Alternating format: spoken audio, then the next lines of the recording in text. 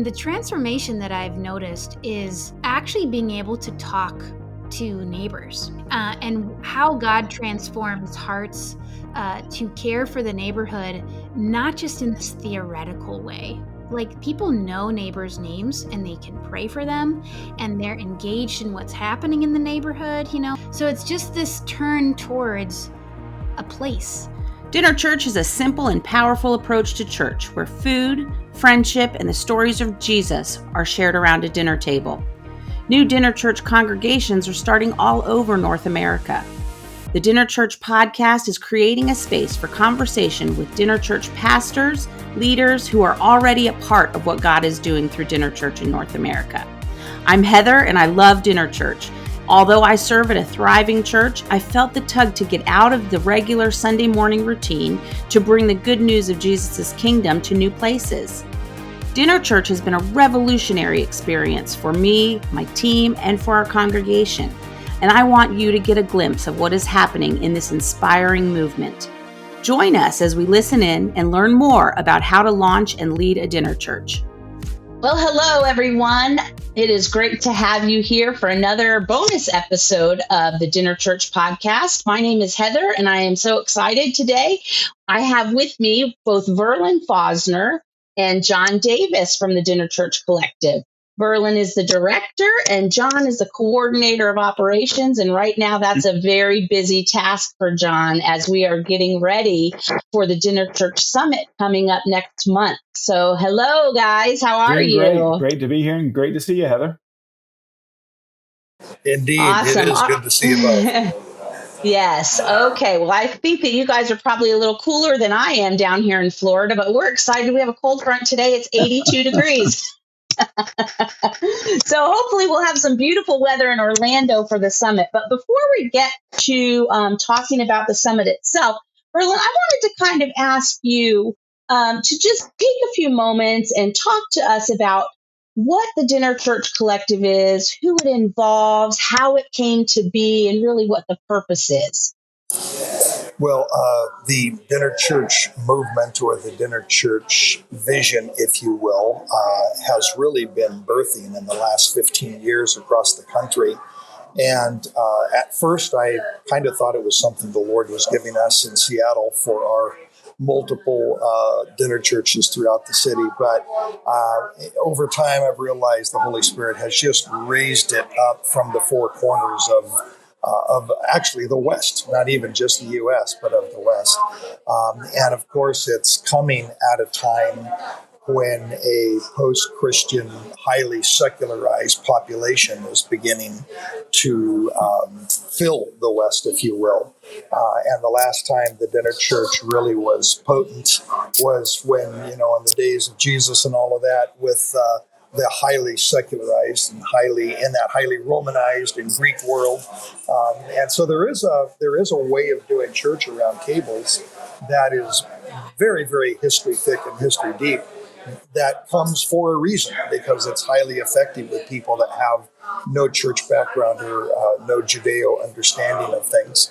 So that's why it's all kind of bubbled up. And then, of course, in the last 7-8 years, it has really turned into me feeling directed by the Lord, and even fresh expressions to take some formal roles, to do all that we can, to throw our shoulders to the wheel, to make this movement nationalized, if you will, and beyond. And so that's how we have gotten here. I think in particular we have entered, we've been doing this for 15 years, and it really seemed to spark about that same year all around the country. It's like the Holy Spirit started to raise it up. But our observation of it in the last 15 years is that we have gone through several developmental intersections. This movement is growing up underneath us, is what's happening. Right. And now we are in an intersection that we realize that there are not a lot of natural supports from our seminaries and from our universities and from the established church as we know it for dinner church leaders and for dinner church congregations, those that have opened up dinner churches. as second congregations and multi-sites and whatnot. And so the need for a collective or for a real strong familial gathering, many meet you at the drinking fountain kinds of things, where dinner church leaders all around the country can really easily get together with other leaders that understand this and that are doing this as well. And that strong support, those strong familial bonds are really necessary. And I think that's probably true for any religious movement, but I feel like it's particularly true for the dinner church because we're kind of just off step, if you will. And the kind of skill sets and the kind of trainings that are naturally offered for ministry don't matter that much. They're not really helpful for dinner church leaders. So this is where we've grown to. And so the need to really create this collective family of dinner church leaders and that growing sense of, man, we know how to support one another. We know how to talk about the different skill sets needed for dinner church leadership. And we're going to create this place in this way, in this manner that we can all get together easily, daily, weekly, monthly, and even annually. That's really cool. Very cool. And I'm excited to be a part of that as well. Tell us maybe just a little bit going forward, what that might look like. Is that more podcasts? Is that, an email chain? Is it much more than that? What can you tell us for today? Yeah, well, we really are, I think, watching this little plant, the fruit grow on the plant right in our hands. What we can see, and we're really looking forward to our national summit to really help hear all the more of what would allow you to feel really connected to this dinner church leadership family. And what about you? And what about you? And what about you? So we are very open to find these talking points and these growing points as they really bubble up. For right now, we are looking at a consistency of podcasts where we are just getting a lot of dinner church leaders talking.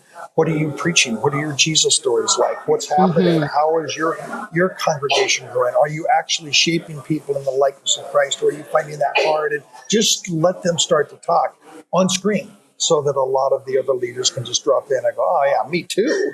I get that.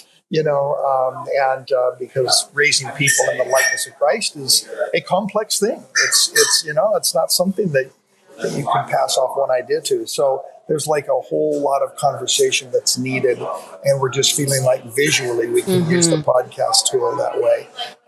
There are blogs. I think some of our best connector and bond building ideas probably haven't even come to the surface yet. When Jon and I talk, we're kind of like open-handed, and Chris and the other leaders were like, let's just see where this is going to go and how we can best connect people. Yeah, I love it. Yeah.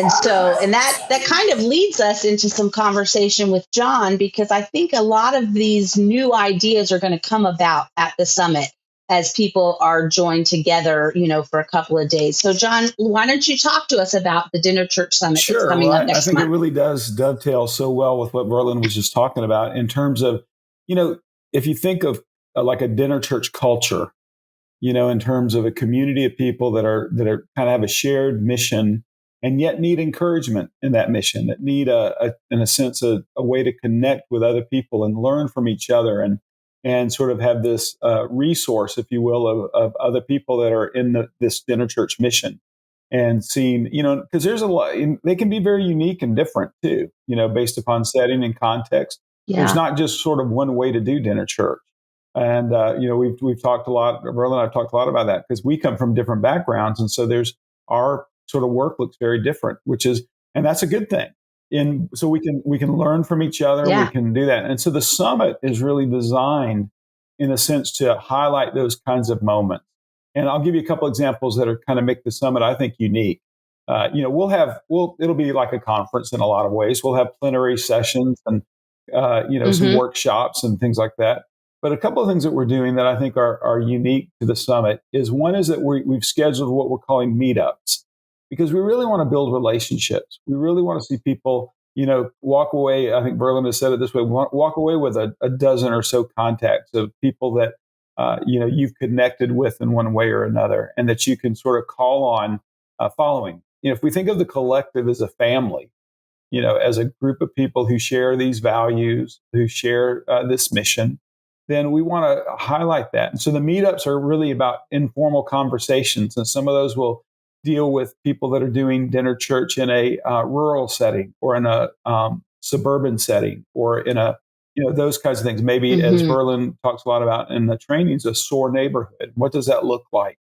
And how do we cultivate that? So this conversation is one of the things that we're doing, and relationships there. That would be a unique aspect to this. I think the other thing that we're doing that I'm really excited about on each of our evenings, when this goes back into the early planning of the summit, we have a dinner. We have a dinner Thursday night and Friday night. And rather than just, have a dinner like you might have at a normal conference, we're making these dinner church events. And so it's going to be a chance, I really think, to minister to one another, to gather as the body of Christ around a table, a true ecclesia, that gathering assembly of people, and share a meal and do what Jesus did in those things, and in a sense encourage one another, listen to one, pray with one another.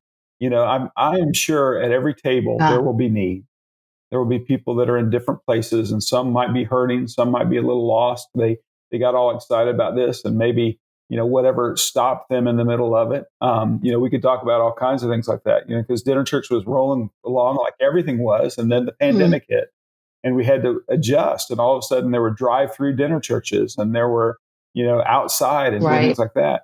Heather, you might want to comment about this. I know your situation last year. You got wiped out by a hurricane, and your community did, and yet you pivoted and adjusted what you were doing to that specific context. And so the idea that we're going to gather around table as dinner church practitioners who have our own needs, our own sort of struggles and challenges, and hopefully minister to one another in those moments, and worship together and pray together and eat a good meal together. We, in leading and in putting together this summit, we realized we cannot have a gathering for dinner church leaders, if you will, and make it an information download like what conferences tend to be, Absolutely up on a not. stage, teaching based, for hours and hours. Then you go to a breakout, more hours and hours. Then you go to, this is a collective, it's a family building thing. So there's going to be a surprising amount of conversation generating things. And it is one of our great goals that every single leader leaves with 20 dinner church pastors' phone numbers on their speed dials, Love it. And so even when we are having upfront informational things, they're going to be leading very quickly to more of this, pushing you all together, trading numbers, talking, sharing stories. Because if you leave here with information but not a whole bunch of friends that are in the same boat as you, we failed this summit. So I really appreciate Jon bringing that up. Sure. Yeah, dinner church does not follow the rules of the Sunday morning inherited church service. And so why would the dinner church summit follow the rules of a traditional ministry conference, right? Yeah. So I imagine, especially through these dinner church experiences on the 2 nights, I think that a lot of people are going to be inspired by this and want to head home and start a dinner church. And so with that in mind, who are some of the people that we want to attend this? I'll jump on that a little bit. I think the thing is that it is for the person who's heard about dinner church and they just kind of got interested. Maybe they read a book. Maybe they did a webinar or something like that, and they've got an interest in it. So they're in the beginning part of that dinner church journey. But they're interested enough, they're going to come and they're going to get a good picture of what dinner church is, how it functions, how it works. One of the breakout sessions is we're doing sort of a dinner church 101. So that's for those kinds of folks. But then there are going to be folks that have been doing this for a while that, and maybe they're looking for some new ideas, some new ways to do dinner church. Maybe they're looking for some ways to tell better Jesus stories, and so we're going to, kind of help with the skill set, if you will, that is required for dinner church practitioners, and help enlarge that. I always use, one of my favorite metaphors is, I want to put arrows in people's quiver. I want to fill their quiver full of arrows that they could use in different situations. And then there are going to be people that have been doing this for a while. Amen. They're going to be what I would call veteran practitioners, really leaders who are in such a good way. They're part of a movement. So maybe they're overseeing multiple dinner churches, and that happen in a variety of places, a variety of times throughout the week. And so there's going to be those kinds of things, because I really do think we're on the cusp of a movement that's going to move throughout the church. And so I would say anyone and everyone that has any interest in dinner church, wherever you are on that spectrum, should come and be a part of this, because there's going to be things that will engage you and connect you at every level. And so that's where I think and that's our hope for. And right now we're expecting, when we first set this up, we set it up for minimum of 100. We'll probably be, right now, we're expecting between 150 and 200 folks that will be a part of the summit. And Awesome. That's exciting, as we sort of, this last month, and such. So, and if you have questions about that, I don't know if this will be in the notes or whatever, but I'm sort of the point person on details and logistics, and I'm glad for folks to contact me. And at some point, I gather somewhere in here they can get my email address and do that. So anyway, I'm very excited about, and when I look at who's coming, that's the thing that gets me excited, because I see people from all over the country, and people at every level of engagement with dinner church. One of the good groups that's coming is, we have a thing called the Dinner Church School of Leadership, and a lot of the folks that have gone through this very intensive graduate level training in dinner church, a lot of them are coming because this is their life. They're all in on dinner church. And so they're coming to sort of be a part. And some of them will be helping us lead some of the sessions and such as we do it. Right. And, and just as you were talking about that spectrum of all the variety of people being at these different stages, personally, as a dinner church leader myself, I've been at all points on that spectrum. And I would be lying if I said that there weren't times where I was feeling a little stale in our dinner church experience, and wouldn't benefit from some time together with dinner church family from other places that could kind of pour into me. So I'm really excited about just what you said about all of those things that could happen. Now, what about a senior pastor? Does a senior pastor have a place at this summit? Yeah, I'll take that. If I can back off a half inch, and then I'll come back to the senior pastor. Sure. I think it's a lot like the iceberg. You got the little bit of the iceberg that sticks above the water, and I think you have a lot of folks that have looked at that and, okay, this is cool. This is doing church like we know to do church, just around tables, and they're seeing it as a socio form of gathering. But beneath the water is this massive history, this 2,000-year-old plus tradition that is to be grasped. And suddenly the dinner church goes from looking like a model or a way of doing church to a theology. And I think in people's minds and hearts, when they get to the point that they're recognizing, oh my goodness, this is a very deep theology here, that something really big begins to happen in their leadership and begins to happen in their dinner church rooms then. And so I hope that there's a lot of people that are coming to this summit that have a suspicion that this is a lot deeper than they understand it. And when they get there, they're going to be invited into this lower part of the iceberg, this deep theological, historical part, where they're not treating it as something surfacey anymore. As far as lead pastors and the gatekeepers of congregations, we feel the opportunity for the dinner church is massive for the body of Christ, because the dinner church is primarily and initially focuses on the isolated populations. When you take a look across our country, you can see, I estimate 350,000 different neighborhoods or people encirclings that have hardly no traditional churches in them, very little gospel presence. But the percentage of isolated people that have amalgamated together in those circles is way off the charts in terms of national averages. So there's no church presence, and then you've got high isolation factor. And those are places that you show up with a Jesus table, and dating clear back to, thousands of years ago when Jesus used it, and then the apostles in the apostolic era, there is like something magnanimous that begins to happen, pour out of heaven onto earth, especially in those places. And that opportunity sits right in front of us. So almost every single church in the land has one of these locations, usually within the shadow of their steeple, that way or this way. They don't have to go very far to find a highly isolated neighborhood or people encircling.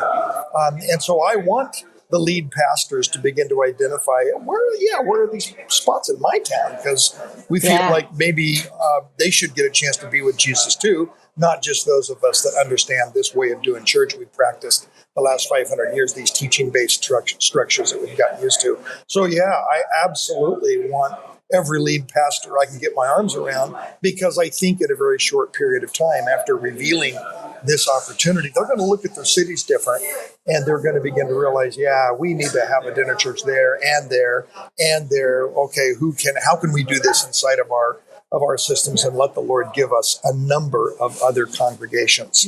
And I know, Heather, this has happened with you and George, and it's just a very beautiful reality of how many congregations the Lord wants to give every church and every pastor, because they're just right there.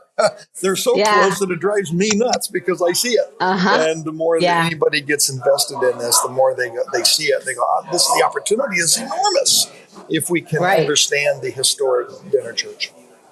Yeah. And so this actually reminds me of an earlier podcast episode that we did with Al and Carl out of Ohio, who were denominational leaders.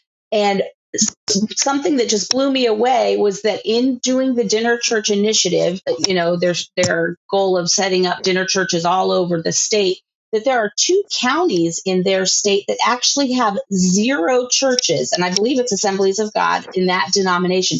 They have 0 inherited churches in those 2 counties, yet they're going in and they're starting dinner churches there. So, it doesn't just stop with the pastor of a church. It goes higher than that as well. So for me, if I can just jump in here, I think that it's important to say that not just one person should come, but a team should come. An entire dinner church team would benefit from this.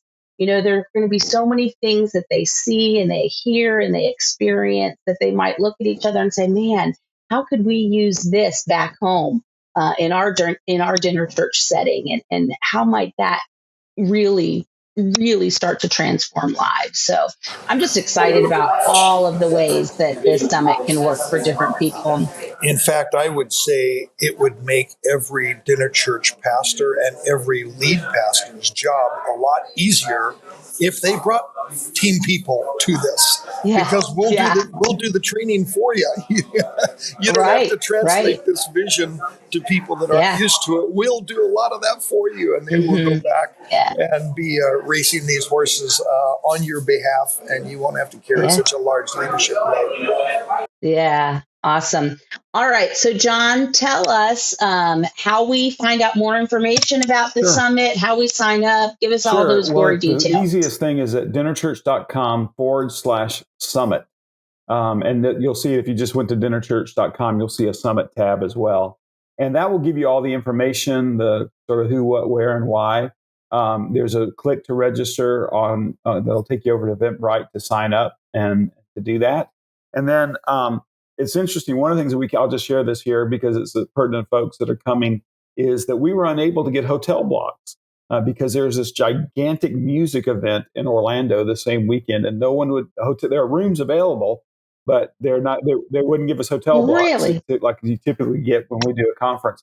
So you're kind of on your own. So I would just sort of, it's going to be at All Saints Episcopal Church in Winter Park, which is a great facility, great resources, great space for us to meet in and to be a part. We're going to have a wonderfully catered meals for our dinners on Thursday and Friday night.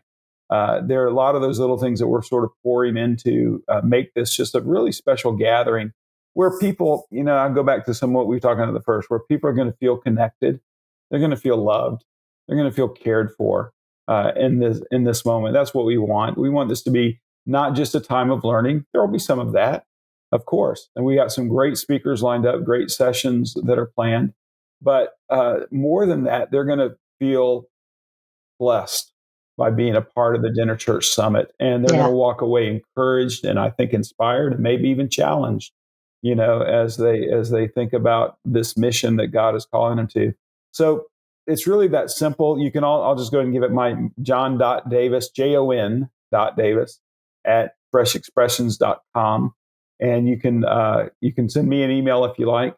And whatever we can do to help to get you there. If you have questions, if you're other things that I can do to help get you there, that's what I'm here for. And it's going to be I think it's going to be a significant gathering. I almost look at these moments, and they're not always this. I've been to a lot of conferences that are just, okay, that was all right. That was good. I think this is one of those moments where we build an altar, and when God shows up in the Old Testament, when there were these encounters that he had, whoever was having them, after that encounter, they'd build an altar. It was a marker moment in their life. And I believe the Dinner Church Summit is going to be a marker moment for the church. I like that. Yeah. Thank you. All right. Thanks, Jon. And just as a side note, we'll have all kinds of resources there available for people to take a look at. Yeah. Great. All right. Well, I think that does it until the summit. So guys, thank you so much. And we'll, like Jon said, if you have any questions, go ahead and email him. Otherwise, you can register at dinnerchurch.com/summit. And we look forward to seeing you all there. So thank you so much. Thanks, Jon. Thanks, Verlon. We'll talk soon. All righty.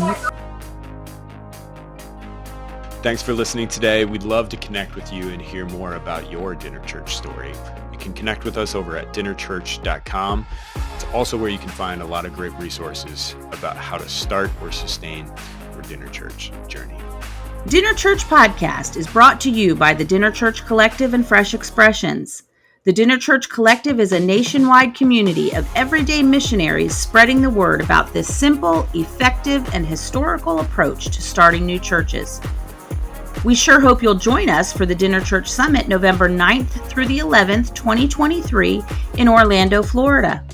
This will be the inaugural gathering of the Dinner Church Collective, and it's your opportunity to be a part of developing a family of pioneers who are passionate about recapturing this powerful expression of God's kingdom. You will meet new colleagues who become friends, all while eating well, worshiping heartily, and learning tangible practices for building a dinner church movement. Learn more at dinnerchurch.com/summit. This season of the Dinner Church Podcast is hosted by Heather Evans and J.D. Larson. It's edited by Joel Limbowen and produced by Kathleen Blackie and Chris Morton. Dr. Verlon Fosner is the director of Dinner Church Collective, and Dr. Chris Backert is the North American director of Fresh Expressions. If you have learned something or been encouraged by this podcast, please help us spread the word. You can give us a review on Apple Music or Spotify and even share this episode on social media. May God bless you as you serve Jesus' kingdom.